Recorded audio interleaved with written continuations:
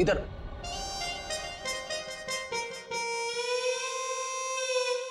Sir एक बात बताइए ना प्लीज, ये हम लोग ब्यूरो के अंदर ये छाता, टोपी, रेनकोट ये सब पहन के क्यों बैठे?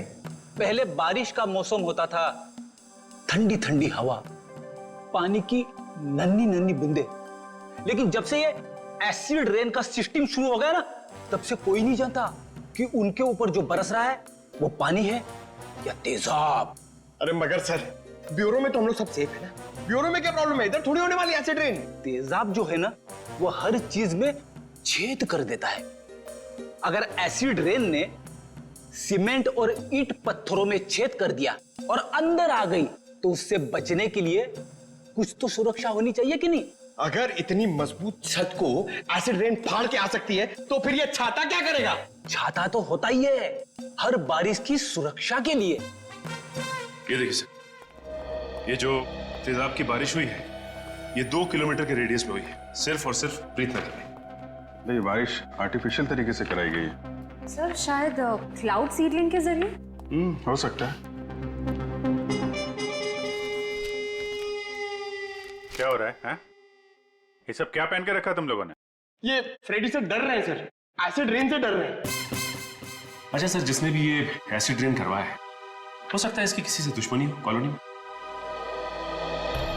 ऐसा होना मुश्किल है। किसी एक आदमी से दुश्मनी निकालने के लिए कोई इस हद तक नहीं जाएगा।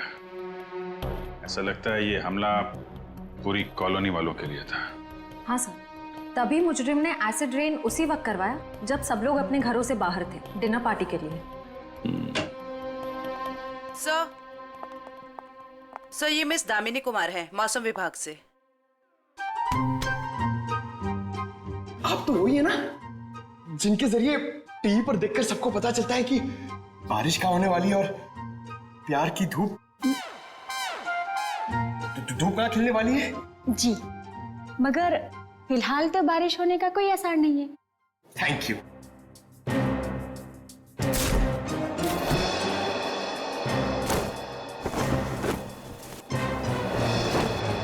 बोला था ना फ्रेडी सर, ये सब की जरूरत नहीं है, मगर आप सुनते कहाँ हैं? हो गया। दामिनी जी, आप ये बताइए, जो रिपोर्ट हमने मौसम विभाग को भेजी थी वो आपने पढ़ी? परसों रात ऐसे कोई बादल नहीं बने थे आकाश में जिससे तेजाब वाली बारिश हो, और ना ही हवा में ऐसे कोई पोल्यूटेंट्स पाए गए। मतलब ये एसिड वाली रेन आर्टिफिशियल थी? लगता तो ऐसे ही है। अरे, फॉरेंसिक लैब ही है या किसी गलत जगह पे आ गए हम लोग? सर, फॉरेंसिक का माहौल देख के लगता है कि हम लोग कुल्लू मनाली पहुंच गए सर। बहुत बढ़िया, बहुत अच्छे हैं। मेरे गोवा के प्लान को गोवा के समुद्र में डुबो करके तुम्हें कुल्लू मनाली याद आ रहा है? अरे डॉक्टर साहब, आप अभी भी गोवा की बात को लेकर रो रहे हैं? 3 बार जाते जाते रह गया हूं मैं। इस बार तो प्लेन में बैठ चुका था, फिर ही कॉल आ गई, अर्जेंट कॉल फॉर डॉक्टर सालू के सीआईडी कॉल्स यू। बस आना पड़ा ना। अब सीआईडी की ड्यूटी ऐसी है, कभी भी बुलावा आ जाता है। हाँ, तभी तो आपने लैब में ही छुट्टी का माहौल तैयार कर लिया। गोवा ना सही, कुल्लू मनाली ही सही। ए बस, मैं यहाँ पर बिना तेजाब के बादलों का निर्माण कर रहा हूँ। लास्ट पर जो केमिकल मिले उन्हें रिवर्स प्रोसेस में डाल करके। तो रिवर्स करके मतलब? रिवर्स का मतलब जैसे गाड़ी में रिवर्स गियर नहीं होता, रिवर्स लगाओ गाड़ी पीछे जाती है, ऐसे ही साइंस में भी रिवर्स प्रोसेस हो रहा है। डॉक्टर साहब, आपके इस केमिकल रिवर्स प्रोसेस से आप किस नतीजे पे पहुंचे हैं? बादलों का रंग और लगातार 15 मिनट तक बारिश का होते रहना ये बताता है कि ये बादल 2 से 5 किलोमीटर की दूरी पर ही बनाए गए, इससे ज्यादा दूरी पर नहीं। एक मिनट डॉक्टर साहब, आप इतने यकीन के साथ कैसे कह सकते हैं कि ये बादल 2 से 5 किलोमीटर के दायरे से ही आए? मरने वाले की चमड़ी पर ये 2 अलग अलग किस्म के अंश मिले हैं।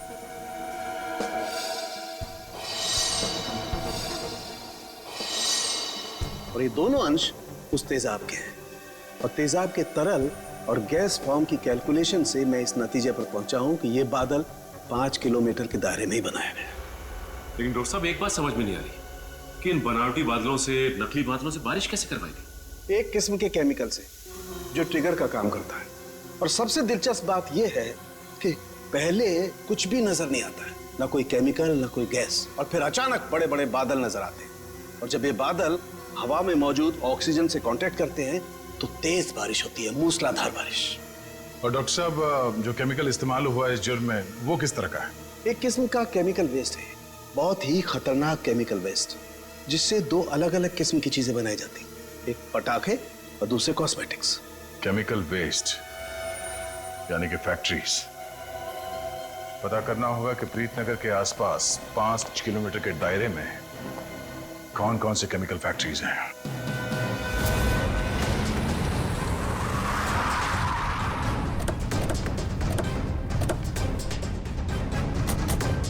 केमिकल फैक्ट्री प्रीतनगर कॉलोनी के पास यही एक फैक्ट्री है जहां से केमिकल वेस्ट निकलता है। जयवंत स्प्रे लाइए, पता चल जाएगा। अरे वो साहब रुकिए, अरे कहाँ चले जा रहे हैं आप लोग अंदर? अरे प्राइवेट प्रॉपर्टी है, दिखता नहीं क्या आपको? ये दिखता है। सीआईडी? हाँ सीआईडी। असली है? क्यों, कोई नकली आईडी दिखा के भी आया क्या सीआईडी वाला यहाँ? दरअसल मुझे यकीन नहीं हो रहा है कि सीआईडी वाले का यहाँ क्या काम। यहाँ से किसी ने जहरीली गैस निकालकर तेजाब की बारिश की है। तेजाब की बारिश? चेक कर लेते हैं अंदर। पर यार फैक्ट्री में चिमनी तो नजर आ नहीं रही, बिना चिमनी के बादल कैसे बनाएंगे? शायद कोई और रास्ता अपनाया होगा बादल बनाने का। आसपास ढूंढते, शायद कोई जहरीली केमिकल मिल जाए। देखो। Yes sir. Good afternoon sir, मैं विकास, इस फैक्ट्री का पुराना मैनेजर। आप लोग क्या ढूंढ रहे हैं? एक जुर्म के सुराग ढूंढ रहे हैं आप। मगर सर ये फैक्ट्री तो 6 महीने से बंद पड़ी है, यहाँ कैसे कोई जुर्म हो सकता है? यहाँ से कुछ किलोमीटर दूर जो प्रीतनगर कॉलोनी है, उस पर एसिड की बारिश की गई। तो आप लोगों को लग रहा है कोई एसिड की बारिश यहाँ से कराई गई है? प्रीतनगर के पास यही एक फैक्ट्री है जहाँ पे केमिकल का इस्तेमाल होता है। सर हमारी फैक्ट्री में केमिकल्स बनते थे, लेकिन जहरीले नहीं, जिससे किसी को कोई नुकसान पहुंचे। 5 मिनट में पता चल जाएगा कि इस फैक्ट्री में जहरीले केमिकल थे या नहीं।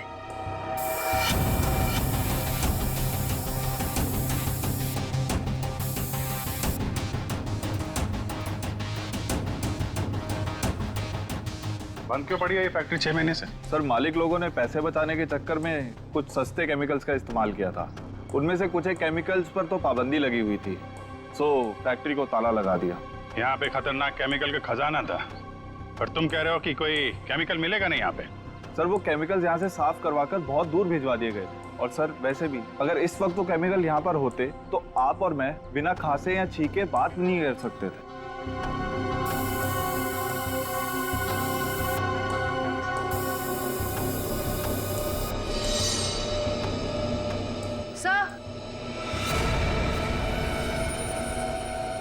सर यहाँ कुछ केमिकल्स के ट्रेसेस मिले हैं। यहाँ भले वो एसिड के बादल यहाँ से ना बनाए गए हों, पर केमिकल यहीं से सप्लाई हुआ है। तो मिस्टर विकास, अब क्या कहना है आपको? कहीं प्रीतनगर हटा के आप ये फैक्ट्री दोबारा शुरू करना तो नहीं चाहते हैं? सर मुझे इस बारे में कुछ नहीं पता, सच्ची नहीं पता? नहीं सर, सच्ची। क्या नाम है आपका? जी मंगत लाल, वैसे प्यार से मुझे मंगू भी बुलाते हैं। मंगू जी, अभी हम लोग भी प्यार से ही पूछ रहे हैं आपसे, ये केमिकल यहाँ पे कौन लेके आया? कोई नहीं आया था साहब। देख मंगू, झूठ मत बोल, नहीं तो आज के बाद खाना खाने के लिए तुझे नकली दांत का इस्तेमाल करना पड़ेगा। साहब मैं बिल्कुल सच कह रहा हूँ, मुझे वाकई नहीं पता। चाबी तुम्हारे पास रहती है ना? एक चाबी मेरे पास है और एक चाबी इस फैक्ट्री के मालिक झूमर लाल जी के पास है। झूमर लाल? एड्रेस दो उनका जरा। जी जी। हेलो, हाँ कौन? डॉक्टर प्रकाश जी, कहिए। डॉक्टर प्रकाश?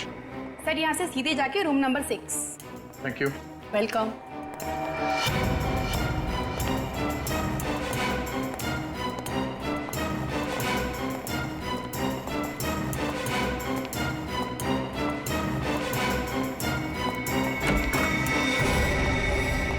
डॉक्टर प्रकाश? दया सर? हाँ, इंस्पेक्टर दया, सीआईडी से। थैंक गॉड सर, आप आ गए। मैं आपका ही इंतजार कर रहा था। आप फोन पे कुछ बता रहे थे कि प्रीतनगर कॉलोनी में जो लोग घायल हुए उनके बारे में आपको जानते हैं? सर मैं बहुत शर्मिंदा हूँ, हमें तो बहुत पहले आपके पास आना चाहिए था। साफ साफ बताइए, बात क्या है? सर दरअसल उन लोगों को जो जख्म हुए हैं, वो जख्म मैंने पहले भी एक इंसान के शरीर पे देखे। हाँ सर, और हम लोग उसका इलाज भी कर चुके हैं। कौन है वो? सर वो शुभम नाम का एक लड़का था, यही कोई 26-27 साल का होगा। और इतनी बड़ी बात आपने हमसे छिपा के रखी? ये शुभम इस वक्त कहाँ है? आपके हॉस्पिटल में? नहीं, उसे एक औरत अपने साथ ले गई। कह रही थी कि मैं इसकी माँ हूँ, रजनी नाम बताया था उसने।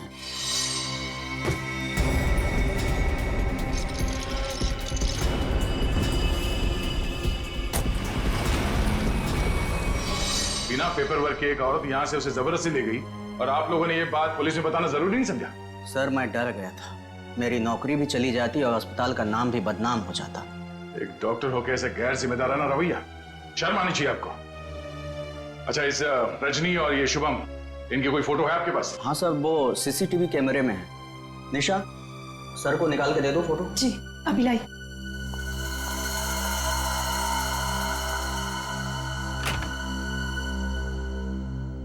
ये रजनी अपने आप को शुभम की माँ बता रही है, कुछ तो चक्कर है। सर कहीं ये एसिड वाली बारिश इस रजनी ने तो नहीं करवाई? कुछ कह नहीं सकते, हो भी सकता है और नहीं भी हो सकता है।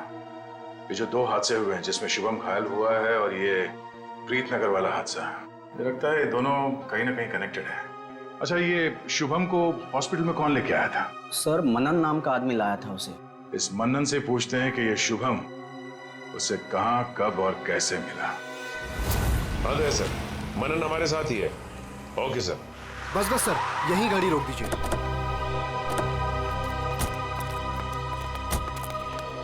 यही वो जगह है, बिल्कुल यही वो जगह सर, जहां शुभम मुझे घायल हालत में मिला था। अच्छा,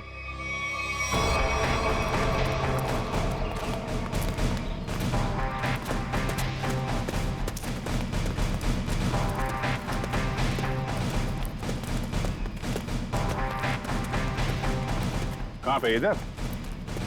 जी सर, जी सर, यहीं से भागते देखा था मैंने उसे। एक सर्र सी आवाज हुई थी, धाए जैसी। फिर मुझे लगा जैसे जैसे कुछ बरस रहा है, अंगार जैसा।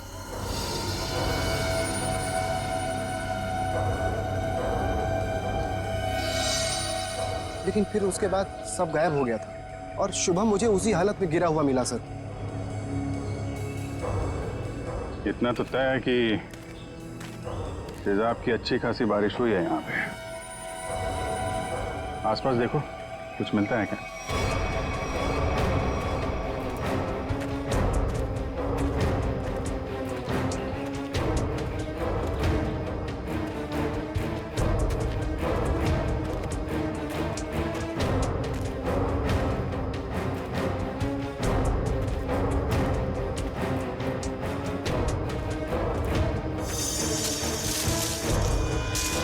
Sir phone.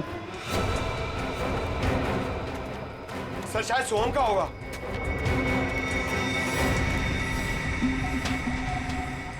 टूटा हुआ है? ऑन होता है क्या? नहीं सर, बैटरी गई शायद। ओह, ठीक है, रख लो। ऑन होगा तो काफी कुछ काम आएगा।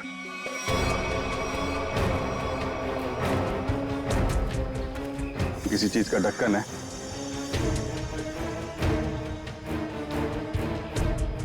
कैप में तो कुछ लगा हुआ है, जरा वो स्प्रे लेके आओ। Yes sir. लगता है फिर से तेजाब का खतरा है। इस बार तो मैं दूर खड़ा रहूंगा।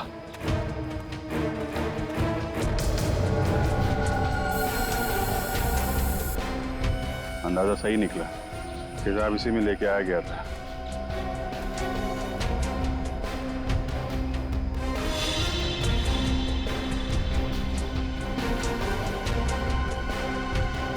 सर। हाँ सचिन, ये देखिए सर, यहाँ पे कुछ दबा के रखा गया है। पंकज जरा हटाओ इसे।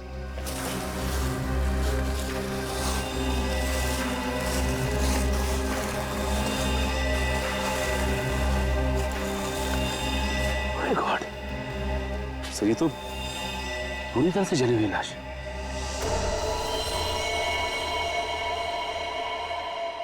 मनन, अब वो शुभम के साथ तुमने किसी और को भी देखा था क्या? नहीं सर, मैंने तो नहीं देखा था। इतनी बेरहम मौत हाँ सर।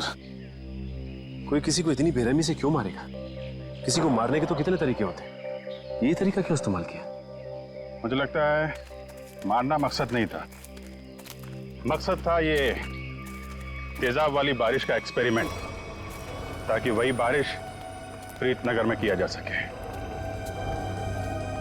प्रीतनगर कॉलोनी वालों से पूछताछ करते हैं, शायद उनसे पता चल जाए कि कौन कर सकता है ये सब। ये फोटो देखिए, ये शुभम है, इस पे भी वैसे ही तेजाब वाली बारिश की गई थी।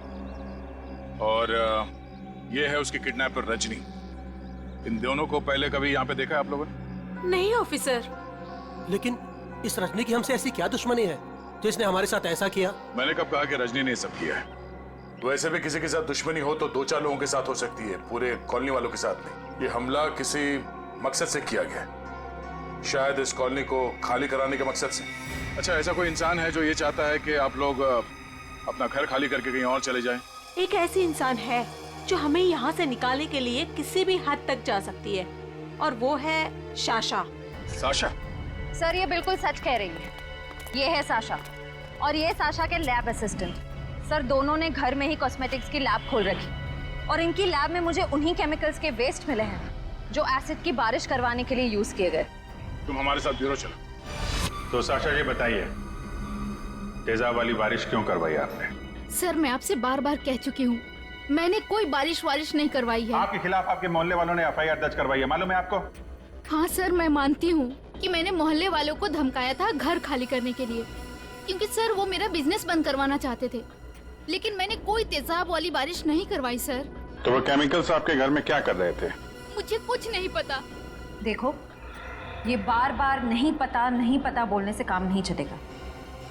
सर आप मुझे इसके साथ कुछ देर के लिए अकेला छोड़ दीजिए, 10 मिनट में तोते की तरह सब सच बोलेगी। हाँ शांत जयवंती मैडम, बेकसूर को इस तरीके से डराया धमकाया नहीं जाता भाई, शांत। सर ये सब किया धरा इसी का है, ये नाटक कर रही है। ये कोई नाटक नहीं कर रही, क्योंकि जो केमिकल्स आपको इनके घर से मिले हैं उनसे तेजाब की बारिश नहीं हो सकती। क्या? आपको पूरा यकीन है? इधर तुम ना ये रिपोर्ट पढ़ लो, इस रिपोर्ट में साफ साफ लिखा हुआ है कि बारिश तो दूर इन केमिकल से भाप तक नहीं बन सकती है। पता है ये रिपोर्ट किसने लिखी है? किसने?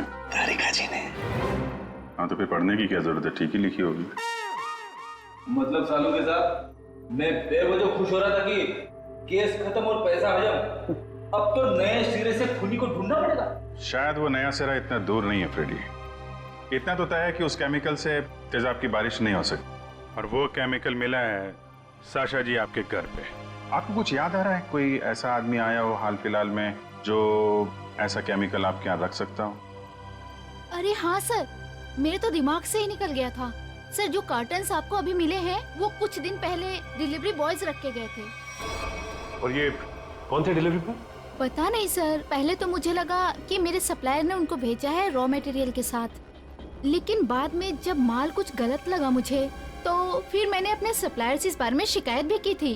फिर सप्लायर ने मुझे बताया कि उसने कोई डिलीवरी बॉयज को नहीं भेजा है। सर इतने सारे कार्टन्स के साथ मैं इन्हें कहाँ फेंकती, तो इसलिए मैंने इन्हें यहीं पड़े रहने दिया। और ये बात तुमने अब तक नहीं बताई? सर आप सीआईडी वालों से मैं इतना डर गई थी, इतना टेंशन में आ गई थी कि मैं सब कुछ भूल गई। अच्छा वो कितने डिलीवरी बॉयज? सर 2 थे। उनके चेहरे याद हैं आपको? हाँ कुछ कुछ। गुड। जयवंती स्केच आर्टिस्ट को बुलवा लो और वो उनके स्केच बनवाओ। जी सर। हाँ देव,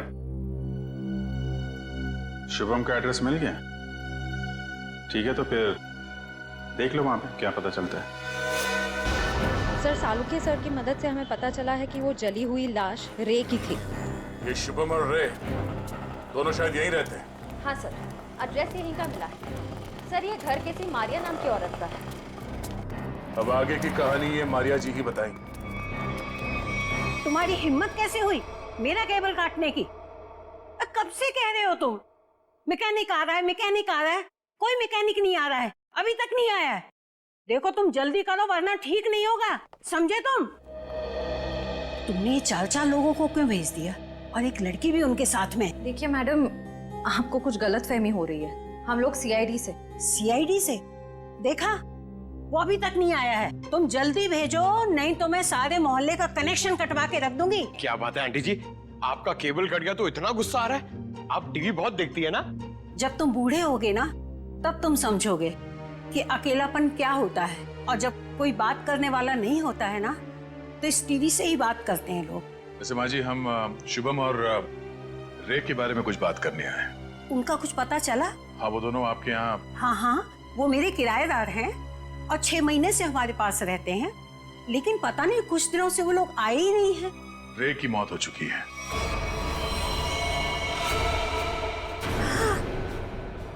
क्या?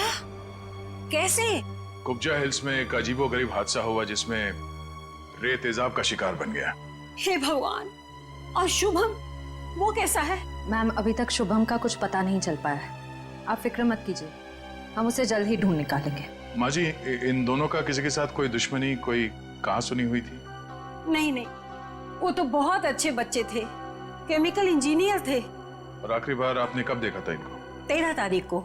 लेकिन हैरानी की बात तो ये है कि जब से ये दोनों बच्चे गए हैं, तब से मेरे 2 किराएदार और गायब हो गए हैं। दूसरे किराएदार? हाँ, वो रे और शुभम के सीनियर्स थे। मुझे लगा चारों कहीं पिकनिक मनाने गए होंगे, इसलिए मैंने उनको ढूंढने की भी कोशिश नहीं की। अच्छा, इन्हें स्केच दिखाओ। इनमें से किसी को पहचान दिया? हाँ, ये 2 तो सीनियर्स हैं, लेकिन इसको मैं पहचानती नहीं। ओह, इसका मतलब है शुभम और रे के साथ जो कुछ भी हुआ उसमें इनके बॉसेस का भी हाथ है। माँ जी, शुभम और रे के ऑफिस का एड्रेस देंगे जरा?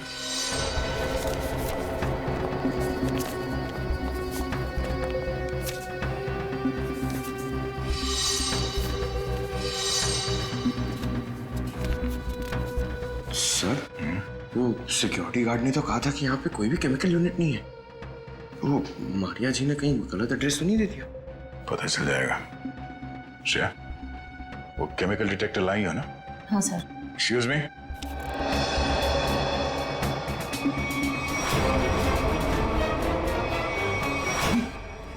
तो वही लोग हैं।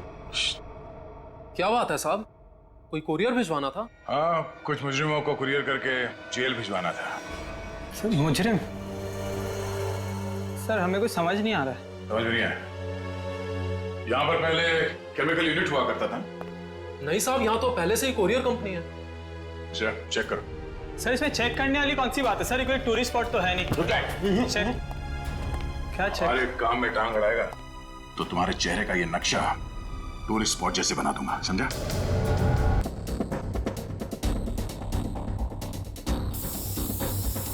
श्रेया मैम, एसिड के ट्रेसेस हैं इसमें। सर, रूम में एसिड के ट्रेसेस हैं। एसिड के ट्रेसेस हैं? हाँ? ये शुभम और रे यही काम करते थे केमिकल यूनिट में। वो गायब हो गया, उसके पीछे पीछे तुम लोग भी गायब हो गए। क्यों? सर, रे, शुभम, ये नाम तो पहले कभी नहीं सुना सर। कभी नहीं सुना? तो साशा का नाम भी नहीं सुना होगा फिर? सर, कौन सा आशा? सर, हमने नहीं सुना। कौन सा आशा? अरे बाप रे बाप, श्रेया, यहाँ पे तो तेजाब की दुकान लगी है। क्या?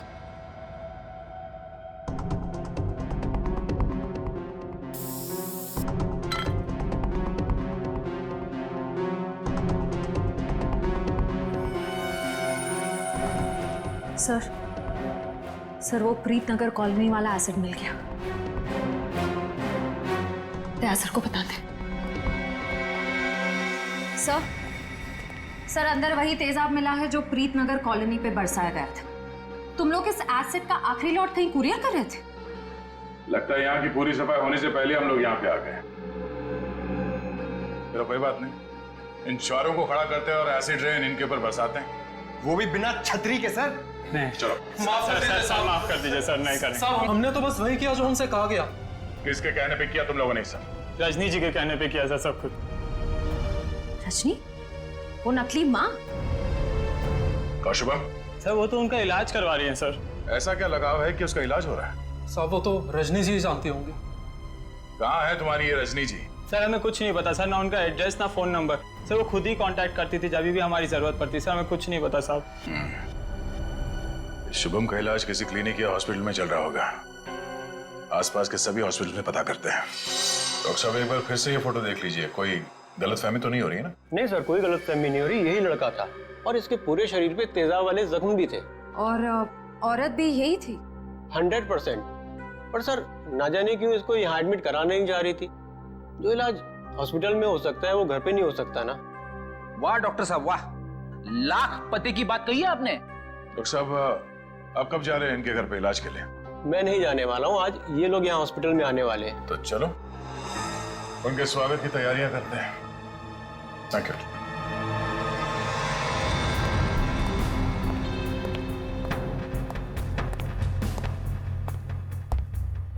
सर ऐसा लगता है नहीं वो यहाँ पर आएगी सर। जो भी इलाज होगा ना वो घर पे ही करा लेगी। पंकज, अगर उसे शुभम की जान बचाना इतना जरूरी है तो जरूर आएगी।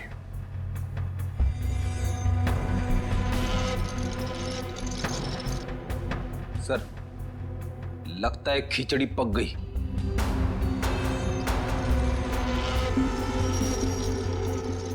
पक गई है तो परोस देते हैं।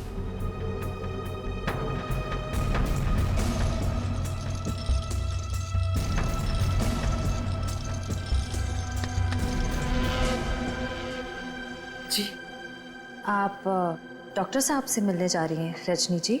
आपको मेरा नाम कैसे पता? सीआईडी को सब पता है। सीआईडी?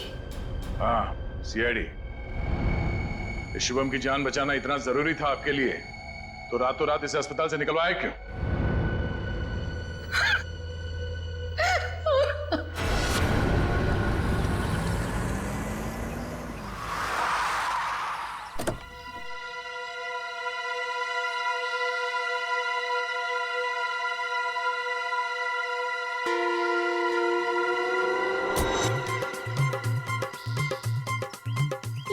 चमनलाल तो नहीं है, आप किसे उठा के लेके आए? अरे मुझे क्या पता कौन है। कॉलोनी को जरा जी भर के देखना है।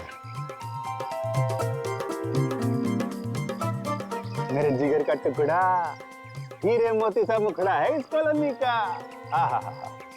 बड़ा प्यार आ रहा है आपको कॉलोनी पे। आप कौन है और बंगले खरीदने आए हैं?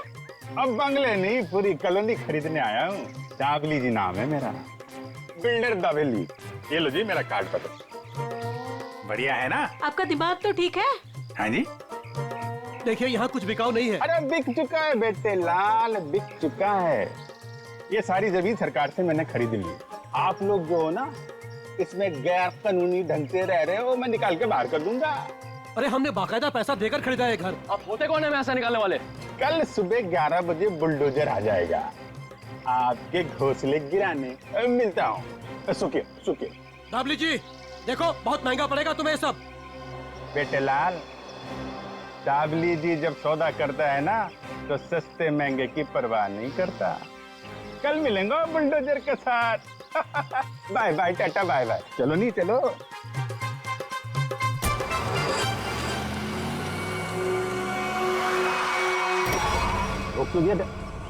अरे कौन लोग है ये नमूना?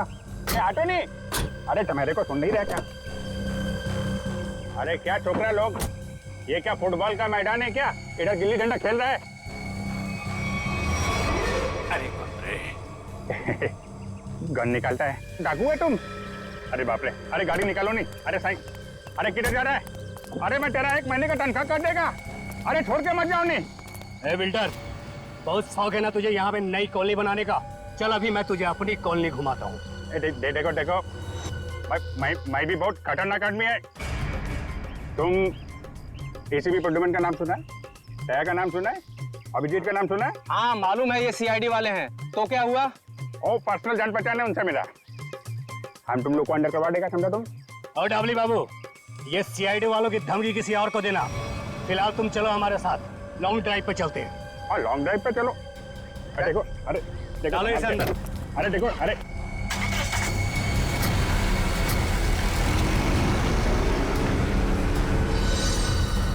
बहुत अपने सीआईडी वालों के गाने सुना रहे थे ना डबली बाबू। अब मेरी बात सुनो, जैसे ही सीआईडी वाले तुम्हें बचाने के लिए यहाँ आएंगे, फिर छम छम छम छम छम छम छम जब जोर की बारिश होगी, पानी की नहीं तेजाब की बारिश होगी, तेजाब की।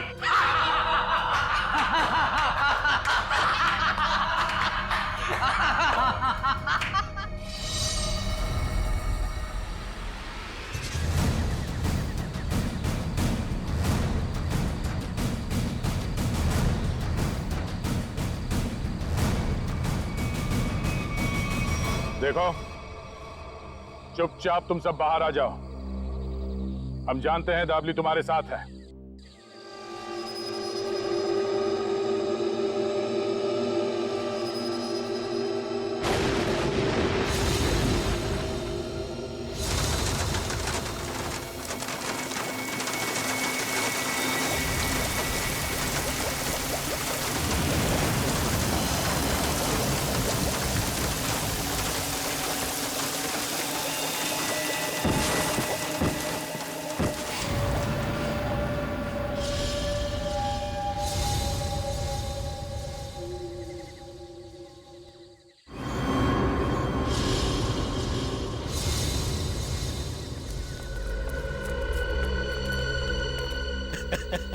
देखो देखो मरी हुई सीआईडी कैसी दिखती है।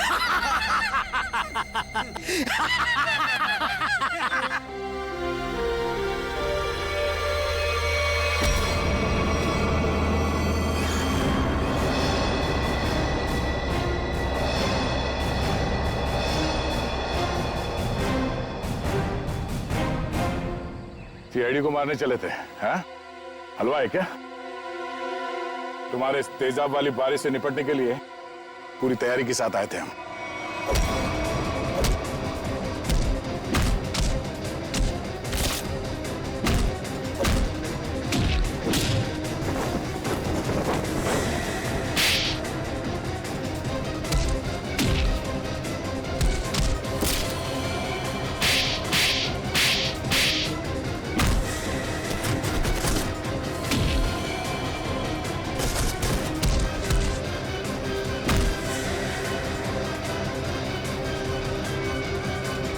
रुक जाओ।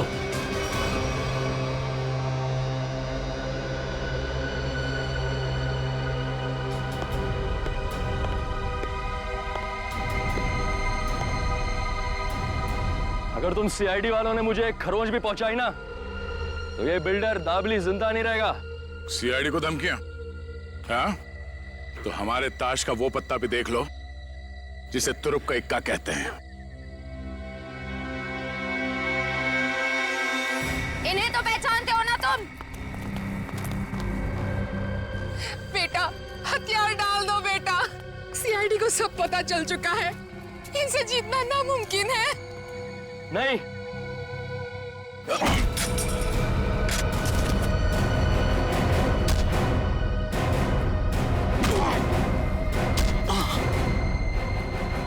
जरा अपना चांद सा मुखड़ा तो दिखा दे।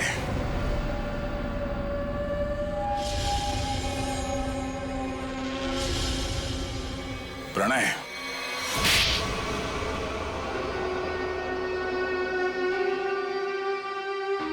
जिस जमीन पर प्रीतनगर कॉलोनी बनी थी, जमीन हमारी थी। 5 साल पहले वहां बाढ़ आई, सब बर्बाद हो गया। माँ और मेरे अलावा हमारा सारा परिवार चल बसा। सरकार को लगा कि उस बाढ़ में हमारी भी मौत हो गई। उन्होंने वो जमीन एक बिल्डर को बेच दी, उसने वहां पे कॉलोनी बना डाली। जब हम वापस आए, देख के दंग रह गए कि हमारी जमीन पर लोगों के घर बस चुके थे। हमने कानून का दरवाजा खटखटाया, बहुत मदद मांगी। कानून का तो बस यही कहना था कि जो लोग रह रहे हैं उनको नहीं निकाला जा सकता। तो तुमने गैर कानूनी तरीका अपनाया, तेजाब की बारिश करवाई ताकि लोग अपना घर खाली करके भाग जाएं। वो तरकीब शुभम ने निकाली थी, वो मेरा भतीजा है। लेकिन प्रणव तो उसको भी मारना चाहता था, मेरा दिल नहीं माना, मैंने उसको बचा लिया। इसीलिए तो हुआ ये सब। तुम्हारे दिल में बेकार की ममता ना जाग उठती ना, शायद आज अब पकड़े न जाते हैं। इस गलतफहमी में नहीं रहना, पकड़े तो तुम तब भी जाते हैं। माना कि तुम लोगों के साथ जो कुछ भी हुआ वो बेहद दुर्भाग्यपूर्ण है, मगर ऐसे गलत रास्ते पे चल के आज तक किसी को इंसाफ नहीं मिला। अपना घर वापस पाने के लिए न जाने कितने लोगों को मौत के घाट उतार दिया तुमने। इसकी एक ही सजा है, फांसी।